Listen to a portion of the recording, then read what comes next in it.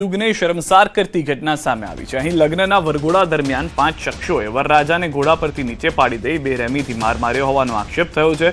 પીડિત પરિવારના જણાવ્યા અનુસાર હુમલાખોરોએ વરરાજાનો સૂટ ફાડી નાખ્યો। બચાવવા આવેલા કાકા કાકી અને માતા પર પણ હુમલો કરી જાતિસૂચક અપશબ્દો બોલ્યા હતા। ઘટનાને પગલે બંને જૂથ વચ્ચે ભારે તણાવ સર્જાયો છે, જેને પગલે બાલીસણા પોલીસે 5 શખ્સો સામે ગુનો નોંધી ગામમાં ચુસ્ત પોલીસ બંદોબસ્ત ગોઠવી દીધો છે। હાજીપુરના બસ સ્ટેન્ડ અમે વરઘોડો કર્યો હતો અને ગામના ચોકમાં અમે ગરબા રમતા હતા અને ગરબા રમતા સમયે ત્યાંથી નીકળ્યા ઘરે આવવા માટે અને રામુજી ચાનેજી નામના શખ્સે અચાનક જ હુમલો કર્યો। મારો કોલર જાઈને મને નીચે પછાડ્યો અને નીચે પછાડી મારપીટ કરી અને સોનાનો દોરો પણ તેમાં ખોવાઈ ગયેલો છે। વરઘોડાની અંદર વરઘોડું આવ્યું, અમે પાટણથી વરઘોડું લઈને આવતા હતા। અહીં કની અમારા ઘણા મકાનની પાછળ જ વરઘોડું હતું। અમારું વરઘોડું નાસ્તો હતો, અબુચાનો વલ્લાડો ઘોડા પર હતો। અબુચાનો આવીને ભાઈને પકડીને હેઠો નાખ્યો, હું વચ્ચે પડ્યો, મારું શર્ટ ફાડી નાખ્યું। બાકી મને કંઈ ઘરની અંદર લિયાટા કર્યા છે। બાકી હું કરે છે તો ગરદા પાટોના મારને બૈરોને ચોટમ ચોટ કરવા માંડ્યા। 5-6 જણા માણસો હતા। નાત જાતના ભેદભાવ છે। ઊંચ નીચના કારણે પણ અમે માનવ નથી, અમે કોઈ શું છીએ, ઢોર છીએ। અમે મારા પૈસાથી વરઘોડો કરીએ છીએ। અમે મારી જોડે કોઈ એમની જોડે લેવા ગઈએ છીએ। મારા ઘેર લગ્ન પ્રસંગમાં હું લાખો રૂપિયા વાપરું, તમને કેમ લાય છે? તમારા ઘરમાં ખાવા પીવાના ફોફા તમે નહીં કરી કહેતા, એટલે મારા પર આવું હુમલો કરો છો? શા માટે આવું કરવું જોઈએ? સેશેલ્સથી પીએમ મોદીએ મહત્વપૂર્ણ સંદેશ આપ્યો છે। પીએમ મોદીએ જણાવ્યું કે મારી સેશેલ્સની યાત્રાનો સંદેશ સ્પષ્ટ છે।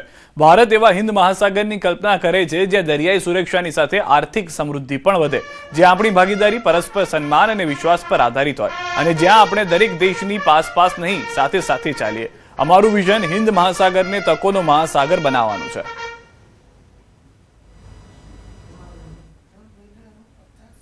मेरी सेशल की यात्रा का संदेश स्पष्ट है। भारत ऐसे हिंद महासागर की कल्पना करता है जहां समुद्री सुरक्षा के साथ आर्थिक समृद्धि भी बढ़े, जहां हमारी साझेदारी आकार नहीं आपसी सम्मान और विश्वास पर आधारित हो और जहां हम हर देश के पास नहीं साथ साथ चले। Our vision is to make Indian Ocean into an ocean of opportunity. રાજકોટના જંગલેશ્વરમાં ડિમોલિશન દરમિયાન થયેલા ખર્ચના બિલ અંગેના એક બાદ એક વિવાદ સામે આવી રહ્યા છે। રાજકોટના લોકોમાં પણ આ બિલના વિવાદ ચર્ચાઓ થઈ રહી છે। ત્યારે જંગલેશ્વર વિસ્તારમાં રહેતા અને જેમના મકાન ડિમોલિશનમાં પડી ગયા છે તે લોકો સાથે ન્યૂઝ 18 ગુજરાતીએ કરી વાતચીત। નીરસ અવાજે સ્થાનિકોએ કહ્યું કે આ બિલ વિવાદનું અત્યંત દુઃખ થયું, કેમ કે અમે 4 દિવસ સુધી જમી પણ નહોતા શક્યા। એ સમયે આ લોકો મિજબાની માણતા હતા। દાખલારૂપ કાર્યવાહી કરવા સ્થાનિકોની માંગ। રાજકોટમાં થયેલા ડિમોલેશન બાદ જે બિલના એક બાદ એક વિવાદ સામે આવી રહ્યા છે, ત્યારે હાલ આજે જંગલેશ્વરના દ્રશ્યો છે। આ જ વિસ્તારમાં જે છે ડિમોલેશનની કામગીરી કરવામાં આવી હતી અને એક બાદ એક કામગીરી દરમિયાન જે છે બિલના વિવાદો સામે આવી રહ્યા છે। ત્યારે અહીંના સ્થાનિક લોકો છે, કેટલાક લોકોના મકાન પણ આજે વિસ્તારમાં પડી ગયા છે, એ પણ આપણી સાથે છે। આપણે પહેલાં સ્થાનિક લોકો સાથે વાત કરીશું। શું કહેશો, એક બાદ એક વિવાદ સામે આવી રહ્યા છે, નાસ્તાનું હોય, પાણીનું હોય કે વિડીયોગ્રાફીનું, તમને આ વિવાદથી સ્થાનિક વ્યક્તિ તરીકે કેટલી ઠેસ પહોંચી છે?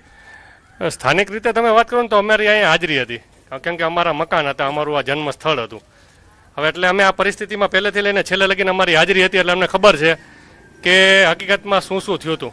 કે આવા સમયે પણ અધિકારીઓએ કાજુ કતરીની મિજબાની કરી। હું તો મને તો એવું લાગે છે કે આપણો દેશ 1947માં આઝાદ કરાવ્યો સરદાર પટેલ અને ગાંધીજીએ। અંગ્રેજો અહીંથી ચાલ્યા વયા ગયા પણ એનો યંશ આયા મુકતા ગયા હોય એવું લાગે છે। આ પાછળ છે ને મારું જ મકાન છે, બરાબર। અહીંયા મેં અમારા સ્વજનોને રોતા જોયા છે, અહીંયા મેં આડોશી પાડોશીને રોતા જોયા છે।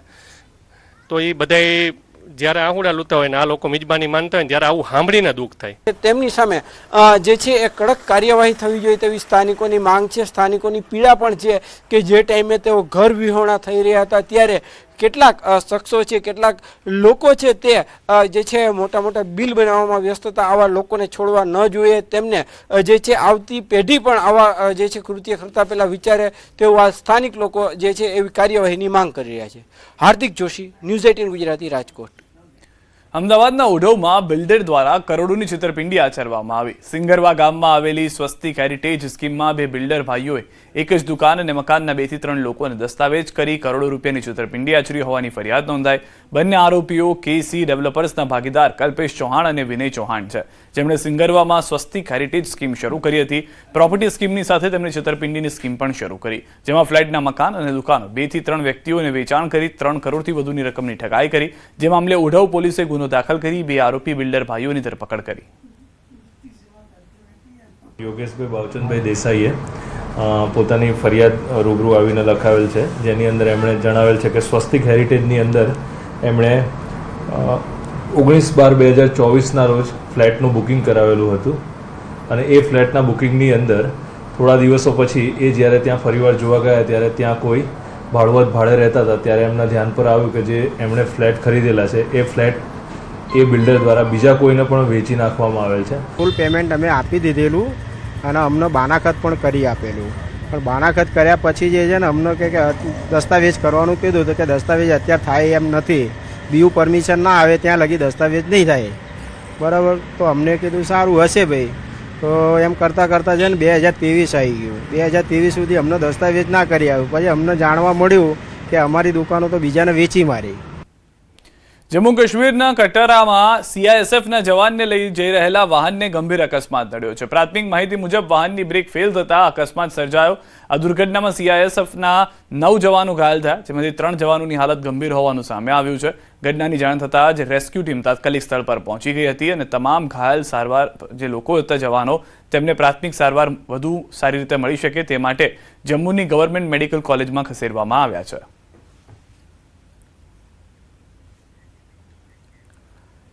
અમદાવાદના ચાંદલોડિયા ખાતે સાબરમતી વિધાનસભાના બૂથ કાર્યકર્તા સાથે મુખ્યમંત્રી ભૂપેન્દ્ર પટેલે કર્યો સંવાદ. મારું બૂથ સશક્ત બૂથ અંતર્ગત મુખ્યમંત્રીએ કાર્યકર્તાઓને માર્ગદર્શન આપ્યું. મુખ્યમંત્રીએ કહ્યું, બૂથ મજબૂત હોય તો ચૂંટણીમાં ચિંતા નહીં. ભાજપ કાર્યકર્તાઓ અને સીએમની ટકોર. દેશમાં 2-4 રાજ્ય બાકી છે, એમાં પણ સત્તા આવશે તો પણ કાર્યક્રમ ચાલુ જ રહેશે. મને પણ ગૌરવ છે કે હું પાર્ટીનો કાર્યકર્તા છું. અને બૂથ મજબૂત તો બધા બૂથ તમારા પોતપોતાના બૂથ મજબૂત કરી દો તમે, તો કોઈ દિવસ ક્યારેય ઇલેક્શનમાં આપણે દોડધામ થાય નહીં અને પાર્ટી તરીકે આપણા તો કાર્યક્રમો ચાલુ જ રહેવાના. પીએમ ઈ બસ સેવા યોજના અંતર્ગત વડોદરા શહેર માટે કુલ 250 એસી ઇલેક્ટ્રિક બસો મંજૂર કરવામાં આવી છે, જે અંતર્ગત પ્રથમ તબક્કામાં 30 ઈ બસો વડોદરા આવી પહોંચી છે અને આજે તેનો ટ્રાયલ રન પણ લેવામાં આવ્યો હતો. કોર્પોરેશન દ્વારા આગામી 29 જૂનના રોજ જીએસએફસી યુનિવર્સિટી ખાતે હાઈ સ્પીડ રેલ કોરિડોર વિષય પર એક પેનલ ચર્ચાનું આયોજન કરવામાં આવ્યું છે. આ કાર્યક્રમમાં રાજ્યના મુખ્યમંત્રી ભૂપેન્દ્ર પટેલ સહિતના મહાનુભાવો ઉપસ્થિત રહેશે અને મુખ્યમંત્રીના હસ્તે જ આ પીએમ ઈ બસ સેવાનો વિધિવત પ્રારંભ કરાવવામાં આવશે. પ્રાથમિક તબક્કે આ બસોના રૂટ પણ નક્કી કરી લેવાયા છે, જે નીચે મુજબ છે. લોકોને આ સુવિધા કઈ રીતે સારી રીતે મળી શકે, આ ઉપરાંત દરેક રૂટ પર ડ્રાઈવરો કઈ રીતે ચલાવી શકે તે માટેનો આ ટ્રાયલ રન છે. આની રેન્જ અમે નિર્ધારિત કરીશું. રીજનરેશનમાં કેટલું જનરેટ થાય છે અને રેન્જ એની ફાઇનલ કેટલી આવે છે, જેથી અમે ફાઇનલ રૂટ સેટ કરી શકીએ તે માટે આજે ટ્રાયલ રન લેવામાં આવ્યું. માનસરોવર તળાવમાં પ્રથમ વરસાદે જ ગંદુ પાણી